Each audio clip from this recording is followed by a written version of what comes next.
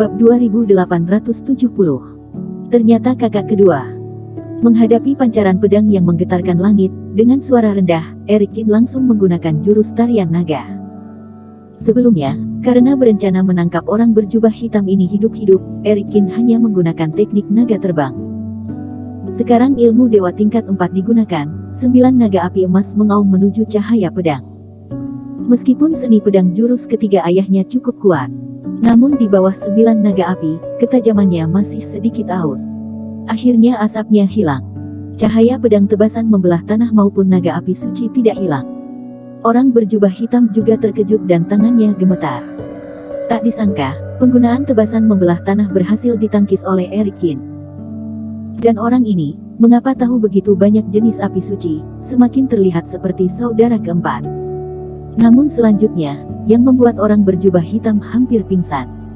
Erikin mengeluarkan pedang Kingtong dan memotong pedang yang mengejutkan di udara. Memanfaatkan tabrakan antara cahaya pedang dan naga api, celah kosong yang disebabkan oleh tabrakan tidak sepenuhnya menutup, Erikin langsung menyerap Reiki di celah kosong, menggunakan pedang pembelah langit. Sekarang dia hanya curiga bahwa pihak lain adalah saudara kedua Fendikin, tetapi tidak ada bukti. Maka mari berbicara dengan ilmu pedang sekarang. Jika pihak lain dapat mengenali seni pedang ini, secara alami akan tahu siapa dirinya. Belum terlambat untuk saling mengenali saat itu. Dan Erikin juga sedikit bingung, apakah pria ini benar-benar kakak kedua dia. Kakak ketiga, Sarlenikin, mengatakan bahwa kakak laki-laki kedua adalah jenius kultivasi yang langka di antara 5 bersaudara. Ketika dia menyadari sumber energi angin saat itu, aku merasa itu sudah sangat cepat, tetapi kakak ketiga mengambil prestasi Fendikin untuk perbandingan, dan menegur dirinya sendiri, membuat Erikin tidak marah sama sekali. Di mata Erikin, Fendikin hanyalah seorang jenius kultivasi yang tak terkalahkan, dia idolanya. Belakangan, keduanya bertemu di lokasi bertemu. Meskipun kakak kedua tidak banyak melakukan serangan, Erikin juga bisa merasakan bahwa kakak kedua tidak terduga, hanya secara kebetulan dia memberikan dirinya kesempatan untuk tampil. Tapi kali ini, keduanya bermain melawan satu sama lain tanpa saling mengenal. Meskipun kultivasi kakak kedua juga di fase penilaian tahap awal, bagaimana dia bisa jauh lebih buruk dari dirinya? Ketahuilah, dia belum secara proaktif menggunakan jurus tarian naga, memanggil pemanggil roh dan Sky Eater. Ini jauh dari kemampuan saudara kedua yang dia kenal. Mungkinkah saudara perempuan ketiga berbohong pada dirinya, kakak laki-laki kedua tidak sekuat itu? Erikin bergumam di dalam hatinya, dan juga ingin menggunakan pedang ini untuk menguji situasi yang sebenarnya. Siapa anak ini? Kali ini, melihat cahaya pedang, orang berjubah hitam menjadi bingung. Erikin menebak dengan benar, orang berjubah hitam ini adalah Fendikin. Fendikin pasti tidak akan melewatkan wilayah rahasia galaksi, peristiwa sekali dalam 1000 tahun.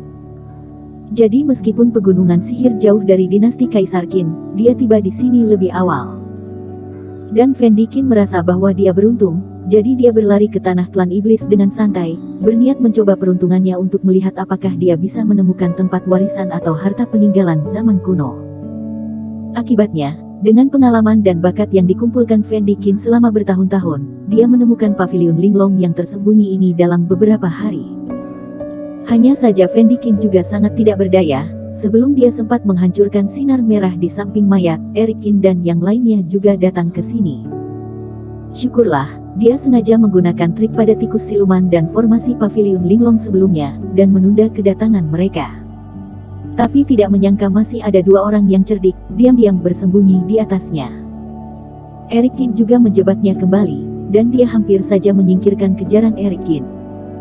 Namun Fendikin tidak pernah menyangka bahwa pria yang dihadapinya sekarang memiliki jurus pedang 3 gaya. Ini membuat Fendikin hampir pingsan. Ayah bilang seni pedang ini hanya diturunkan kepada saudara-saudara kami. Orang ini tidak mungkin kakak tertua. Kakak tertua tidak begitu tidak punya kerjaan, dan dia bukan saudara perempuan ketiga karena dia masih berurusan dengan klan barbarian di bagian selatan dinasti. Adik kelima bahkan lebih mustahil. Nanakin, gadis kecil yang cerdik itu belum begitu kuat. Hanya mungkin adik keempatku Erikin. Erikin telah menebak identitas Fendikin melalui tubuh Raja Qin sebelumnya. Tapi Fendikin sama sekali tidak berhasil menebak Erikin. Bagaimanapun, Eric Qin menggunakan versi lengkap tubuh Raja Qin, dan ada beberapa perbedaan dengan tubuh Raja Qin keluarga Qin yang sederhana, yang tidak mudah untuk dibedakan. Yang kedua adalah bahwa Fendi Qin telah berlari selama bertahun-tahun dan menemui terlalu banyak kultivator.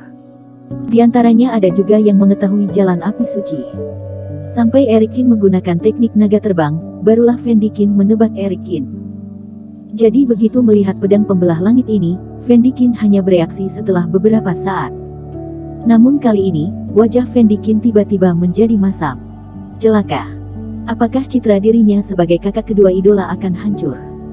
Setelah Fendi Qin dan Eric Qin berpisah, mereka kembali ke keluarga Qin. Pada saat itulah Fendi Qin menyadari dengan berwajah gelap bahwa Charlene Qin telah melakukan kebohongan besar pada Eric Qin sebelumnya.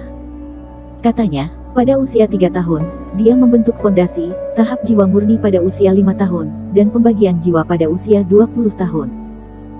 5 elemen sumber energi yang harus dilatih oleh orang-orang keluarga Qin, dia hanya membutuhkan waktu 4,5 hari untuk kelima jenis elemen. Hanya saja, karena dia ingin mengetahui kebenaran tentang kehancuran zaman kuno, dia pergi ke semua bagian daratan untuk menemukan reruntuhan wilayah rahasia, yang menunda kultivasi. Apakah itu aku? Itu adalah dewa. Omong kosong semacam ini bisa dia katakan dan ternyata Eric Qin benar-benar mempercayainya. Tidak heran di lokasi pembantaian, ketika Eric Qin melihat dirinya, matanya bersinar-sinar, seolah-olah dia telah melihat master teratas. Setelah mengetahui hal ini, Fendi Qin tiba-tiba merasakan banyak tekanan. Dia telah melihat bakat adik keempat ini dengan mata kepala sendiri.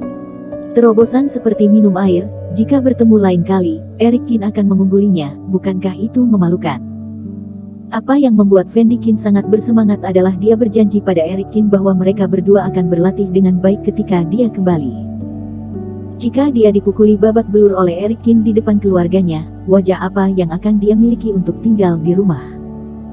Jadi selama periode waktu ini, Fendi Qin tidak pergi kemanapun, berkultivasi seperti orang gila. Dengan harta yang terakumulasi dari wilayah rahasia zaman kuno selama bertahun-tahun, dan bakat Fendi Qin yang sebenarnya sangat bagus, dia akhirnya berhasil menembus fase penilaian, dan juga stabil pada tahap awal dan kekuatannya tidak buruk. Kali ini, wilayah rahasia galaksi akan terbuka. Fendi Qin mau tidak mau menjadi impulsif, jadi dia ke sini. Alhasil, pada pertempuran pertama di Pegunungan Sihir, dia justru berhadapan dengan saudara keempatnya tanpa saling mengenal, dan dia masih ditekan. Bahkan jika saling mengenali untuk sementara waktu, bukankah wajahnya sebagai kakak kedua akan benar-benar hilang? Tidak, aku harus menjaga martabatku. Terlalu memalukan bagi kakak untuk dipukuli oleh adik laki-lakinya. Tapi belum terlambat untuk mengetahuinya sekarang, aku harus mencari cara untuk menutupi ini. Fendi Qin mengertakkan gigi dan melihat cahaya pedang yang datang. Dia tahu bahwa selama dia menunjukkan identitasnya sekarang, Eric Qin pasti akan menghancurkan cahaya pedang terlebih dahulu, dan kedua saudara akan saling mengenali. Tapi tidak, ini adalah kesempatan terakhir. Begitu dia membuka mulutnya, wajahnya hilang. Memikirkan hal ini, hati Fendi Qin tiba-tiba membeku. Bertarung. Di lautan kesadarannya, sebuah jimat kuno khusus langsung menyala. Kemudian, aura yang mencengangkan keluar dari tubuh Fendi Qin. Bersambung. Bab 2871. Karisma Sang Kakak. Setelah menggunakan teknik rahasia, Fendi Qin merasa seluruh tubuhnya dipenuhi dengan gelombang energi spiritual. Energi ini hampir keluar dari jalur roh seketika, dan kuatnya tak terkendali. Untungnya, ia telah belajar banyak selama bertahun-tahun dan memiliki cukup banyak pengalaman. Kalau tidak, mungkin ia akan kehilangan muka di depan orang. Sarafnya mengedarkan kekuatan yang kuat. Cukup untuk merasakan ketajaman jimat zaman kuno ini. Menghadapi serangan pedang yang sudah melesat ke depannya, Fendi Qin kini lebih percaya diri. Dia menyeringai, tapi tidak bergerak. Adik keempat, lihat kekuatan kakak keduamu. Meski oportunis, tapi Eric Qin hanya tahu bahwa ia harus menjaga martabat saudaranya ini. Apakah orang ini adalah kakak keduaku? Melihat Fendi Qin tidak mengelak atau menghindar, Eric Qin juga sedikit mengernyit. Menurutnya, asalkan dia menampilkan seni pedang dengan gaya yang sama dengan lawan, ditambah lagi jika lawannya adalah Fendi Qin, ia seharusnya sudah bisa menebak siapa dirinya. Bagaimanapun, seni pedang ayahnya tidak diturunkan dengan mudah, Jika dia tahu trik ini, berpikir dengan dengkul pun seharusnya bisa menebak siapa dirinya. Tetapi jika lawannya benar-benar kakak kedua, mengapa dia tidak bereaksi dan tidak menghadang? Tepat ketika Erikin ragu, cahaya pedang hendak menebas Vendikin. Pada saat ini, Vendikin akhirnya pindah. Menekan kegembiraan di hatinya, Vendikin hanya mengangkat tangannya sedikit dan melambai ke arah pedang itu. Melihat gerakannya, seperti semudah mengusir nyamuk. Namun aksi sederhana ini membuat Erikin tercengang. Karena saat Vendikin melambaikan tangannya, hembusan angin bertiup di depan Vendikin, dalam sekejap berubah menjadi topan, dan menghantam pedang pembelah langit. Dalam sekejap, tanah di sekitar berguncang, dan langit pun ikut berguncang, menyapu ke empat arah. Cahaya pedang dari Erikin benar-benar menghilang tanpa jejak di bawah ayunan tangan Vendikin. Dan saat berikutnya, suara Vendikin juga terdengar. Adik keempat, kamu tidak mengecewakan kakak keduamu. Kekuatanmu saat ini tidak buruk. Dalam asap, Vendikin melepas jubah hitamnya dan berjalan perlahan. Dia berdiri tegak, badannya bersih tanpa debu sedikit pun, berdiri di tengah Reiki yang kacau, dengan senyum di wajahnya, sesantai orang-orang zaman kuno. Senyum itu, kata-kata itu, karisma dan gaya yang ditunjukkan, seperti seorang saudara yang baru saja memeriksa tugas saudaranya, pujian yang mengandung kepuasan dan juga tekanan. Seperti yang diharapkan, kakak kedua.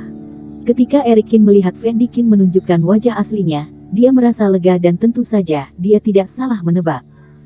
Lalu dia menghela nafas diam-diam, kakak kedua benar-benar luar biasa.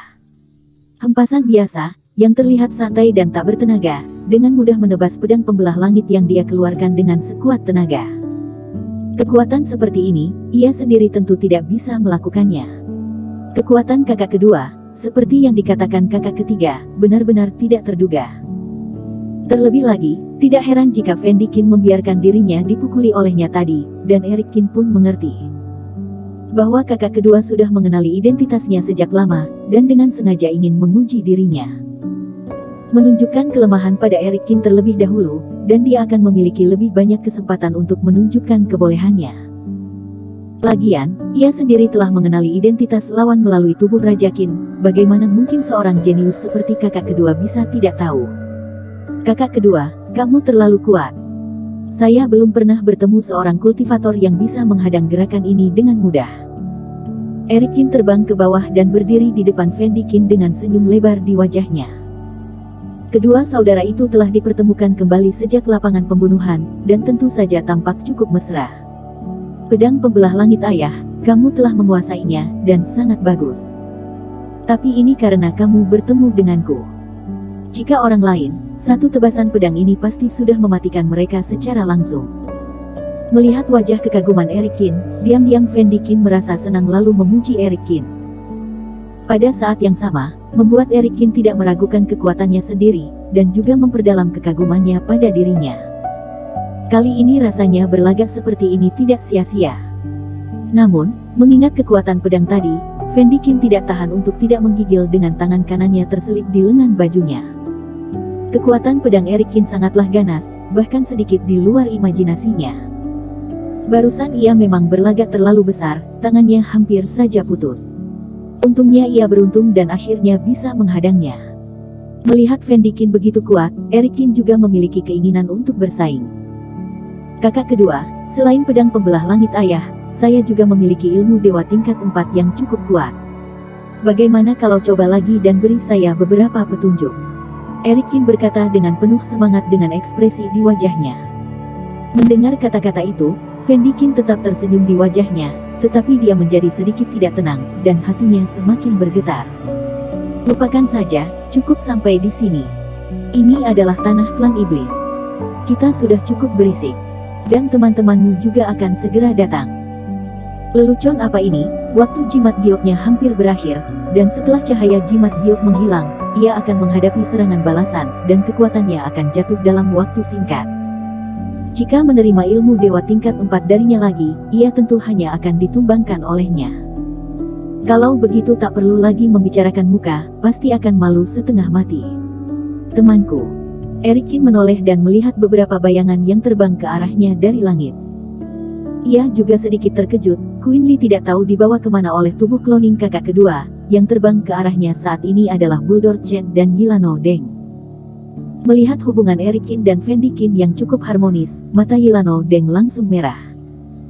Baik, tak heran kita tidak mendapat apa-apa, ternyata kalian berdua bekerja sama, dan berlagak di depan kami semua. Eric Qin tidak mati, dan orang di sebelahnya ini seharusnya adalah orang yang mengambil benda berharga di lantai 7 pagoda Linglong. Keduanya seharusnya adalah musuh bebuyutan, tetapi sekarang mereka malah tampak seperti tidak dapat dipisahkan. Di benak Yilano Deng tiba-tiba terpikir beberapa kemungkinan. Yilano Deng, jangan omong kosong, kita tidak tahu apa yang terjadi.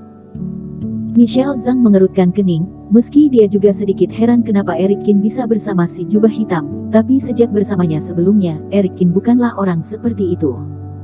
Teman seiman, sebenarnya apa yang terjadi? Beberapa orang pun dikesampingkan, lalu Buldor Chen menatap Eric Qin dengan dingin. Tidak apa-apa, itu tidak ada hubungannya dengan kalian. Eric Qin menggelengkan kepalanya. Tidak perlu memberitahu orang-orang ini tentang hubungannya dengan Fendi Qin. Lagian sejak Buldor Chen dan yang lainnya menyerah untuk pergi ke bawah tanah, Eric Qin sudah tidak ada hubungannya lagi dengan mereka. Lihat tidak, orang ini tidak berani mengatakan dengan jelas, pasti ada sesuatu di balik ini. Yilano Deng menyeringai. Kalian berdua, serahkan semua yang kalian dapatkan dari pavilion Linglong. Itu semua milik kami, kalian tidak berhak untuk memilikinya. Sebelumnya mereka melihat Eric Qin dan dua yang lain terbang jauh dan saling mengejar sepanjang jalan. Terakhir ia melihat Fendi Qin terbagi menjadi dua tubuh cloning dan terpisah, Queen Li dan Eric Qin pun masing-masing mengejarnya. Namun, naluri dalam hatinya membuat Buldor Chen memilih untuk mengikuti Eric Qin. Karena Buldor Chen memilih cara ini, Yilano Deng dan dua kultivator lainnya yang mengikuti Buldor Chen tentu melakukan hal yang sama. Michelle Zhang ragu-ragu sejenak, dan akhirnya memilih untuk mengikuti Buldor Chen. Adapun yang lain, mereka mengikuti Queen Li. Bersambung.